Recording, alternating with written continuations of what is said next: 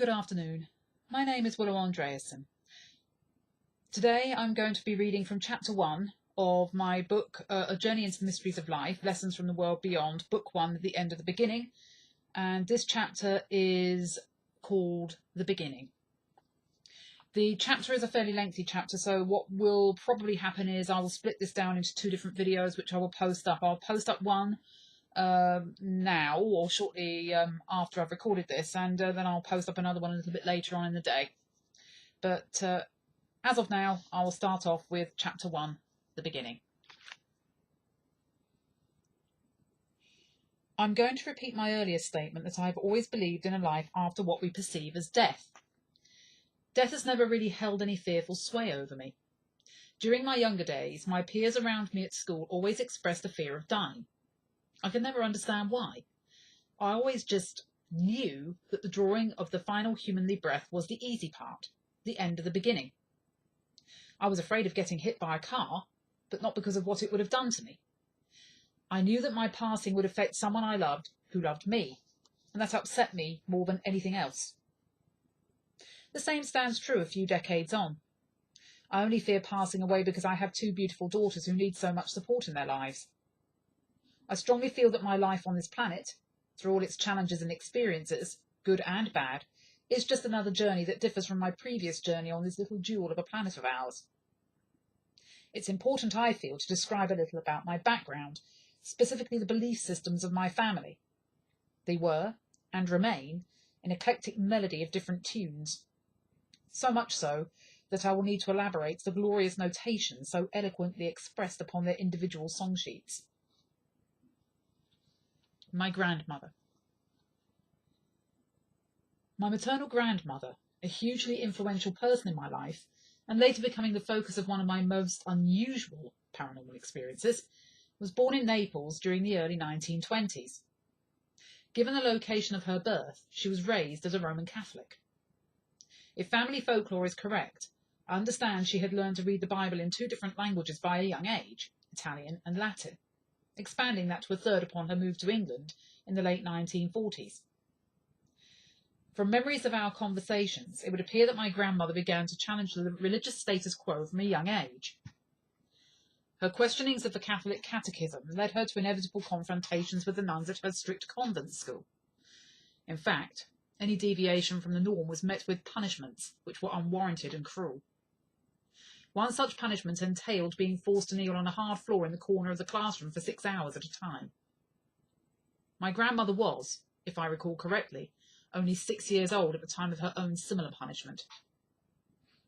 She managed to escape, running round to her grandmother's home, explaining the events that took place. Within a few days, and somewhat unusually for the time, she was attending a state school with no religious affiliation. Grandmother, along with her family, endured the living hell that was Nazi-occupied Naples during the early 1940s. One of her younger sisters met an Englishman who had been stationed in Naples with the Allied forces after its liberation from the Nazis. Her sister subsequently moved to England and married the man. My grandmother followed her sister to England, met her sister's husband's brother, and married him 3 months after their first meeting. That man became the pivotal centre of the family and has been the focus of many of my experiences following his passing in 1995. My beloved grandfather. My grandfather, along with my sister, will have his own dedicated chapter, such as the importance of my experiences and conversations with them since their passing. Although remaining a devout Catholic after her migration to England, Nana continued to blaze her own trail rather than adhere to the doctrines of the Church. She refused to marry my grandfather within the Catholic Church, instead opting for a Church of England ceremony. My mother was also christened into the Church of England. Her choice seemed to upset a few people, for my grandparents were regularly harassed by the local Catholic priests long after their late 1940s wedding. My understanding is that they had told my grandmother that her Church of England marriage was not recognised by the Roman Catholic Church, and as such, my mother was born in sin. Nana's rebuttal was short but sweet. Why should she take marriage guidance from a man who had never been in a sexual relationship, let alone ever having experienced the institution of his marriage? She also pointed out that although her faith in God had not diminished, her belief in the Catholic indoctrination had done somewhat. She and grandfather were finally left in peace 10 years after their marriage, after grandfather had cordially invited the latest priest to bugger off and leave us alone. Although my grandmother's faith in the church diktats dissipated over the years, her faith in God never wavered. One day, however, her faith was sorely tested. The beginning occurred the day my sister was diagnosed with cancer at the devastatingly young age of 20. That faith finally appeared to crumble and die along with my sister on the day she passed away. Her decision was no surprise to me. Only 2 days before my sister's passing, I had witnessed my grandmother's declaration to God that she no longer believed in him. How could she believe in someone who thought it right to take away her granddaughter ahead of herself, an old woman? My grandmother learned only a short while later that actually those events weren't all they seemed anyhow. All I will say is that upon learning the truth, her faith in the creative force had been fully restored. My grandmother believed in the existence of an afterlife. Although I'm not fully versed in the catechism of the church, and will never pretend to be, I understand that there is recognition of the existence of an afterlife.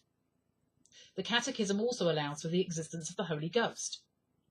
Yet the existence of ghosts, and paranormal experiences in general, seems to remain an area of contention within the church doctrine, a grey area, if you will. Ghostly visions are generally deemed demonic in nature, psychic abilities viewed with suspicious scepticism. The vision of the afterlife is strictly monochromatic. Souls are either designated to bask in eternal joy in the golden heaven, provided the soul concerned has adhered to the tenets and doctrine of church teachings, or committed to eternal damnation in the fiery bowels of hell, again, depending upon which side of the religious fence the mortal soul chose to fall down alongside. I wish to enter a disclaimer here. I recognise that my views of the Roman Catholic Church's stance on the existence of the afterlife is simplistic and could even be viewed as derogatory. I express no desire to cause offence to anyone.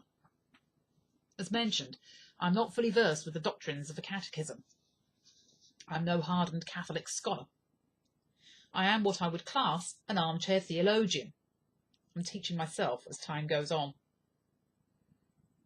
Interestingly, manifestations of demons is a genuine possibility. My sister had expanded upon that very subject and offered some very interesting observations, which I will expand upon during a later book. I do, however, need to return to the topic in hand. I'm standing on fairly solid ground when I say that my grandmother's beliefs were in direct conflict with the publicly expressed views of the church whose tenets she had been raised to believe, revere, and fear. She also experienced what we would class nowadays as psychic phenomena, mainly in the form of precognitive dreams. She regularly saw my grandfather after he had passed away, standing by her bedroom door, watching her silently in the night, or just sitting in his usual spot in the living room. One of my grandmother's most notable experiences occurred within 3 hours of my sister's passing. Distraught and tear-sodden, she howled her grief and anger aloud, venting her spleen towards her unseen husband. Before her tear-drenched eyes, a heavy-framed photograph of grandfather with his 4-week-old great-granddaughter, my eldest daughter, rose up from her prized china cabinet, levitated in the air for a few moments, then hurled itself at spectacular speed across the room, crash-landing by the living room door. Even though it had been hurled with such incredible force, the photograph and the frame were not damaged. Suffice it to say, my grandmother realised that she had pushed my grandfather's endurance levels too far, even though he was on the other side. Nana possessed a fiery intelligence and a brilliant mind. I strongly felt that, had she been born into different circumstances, she would have sailed through university and likely would have attained a first-class honours degree in her chosen subject. Shortly after grandfather's and my sister's passings, it became sadly evident that Nana's memory was failing her. Her behaviour became sporadically difficult. She deteriorated into a state of constant forgetfulness within a rapid space of time. I knew she had Alzheimer's disease 18 months before her eventual diagnosis, the moment of revelation which I will relate further into this journey of mine. She only had a brief, knowing amount of time with her first great-granddaughter, and although she held her second great-granddaughter, my youngest daughter, she was never consciously aware of the importance of a child in her arms. One of my most powerful experiences involved my grandmother, and was certainly an astonishing first for the medium who shared that experience with me. By the time grandmother finally passed away in 2006, she was completely bedridden, her personality and memory locked away forever. She was, in effect, an empty vessel. However, during later communications with my family on the other side, my grandmother revealed that she only returned to her body sporadically during the most devastating final years of her condition. She accepted she needed to return to her body in its final mortal moments to completely sever her link with the earthly realm.